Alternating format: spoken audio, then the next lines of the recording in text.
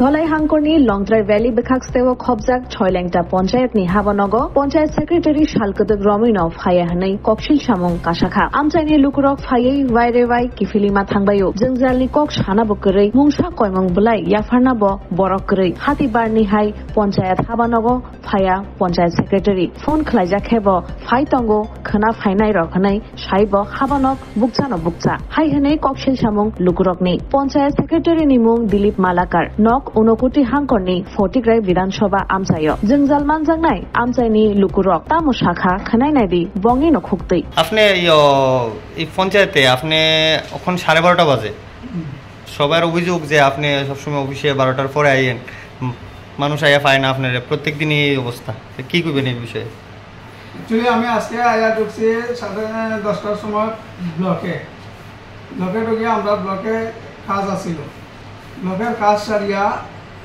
আইছি না আজকে তো আপনি কইলেন ব্লকে ঢুকছিলেন প্রায় প্রত্যেকদিন অভিযোগ কাস্টমার আয়া মানে যারা আইয়ে তারা এদিকে আমি তো এখান থেকে ট্রান্সফার হয়ে গেছি যার কারণে আমার আরেকটা পঞ্চায়েতেও যাইতে লাগে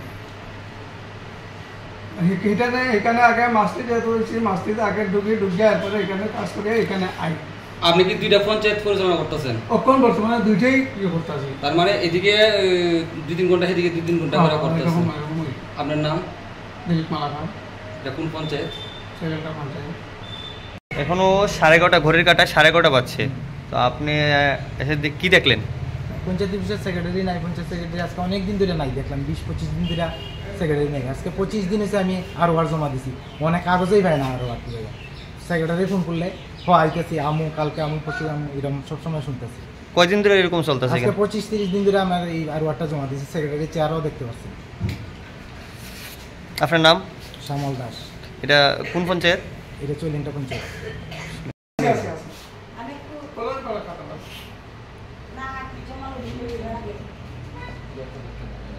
আর না কি দিয়েছে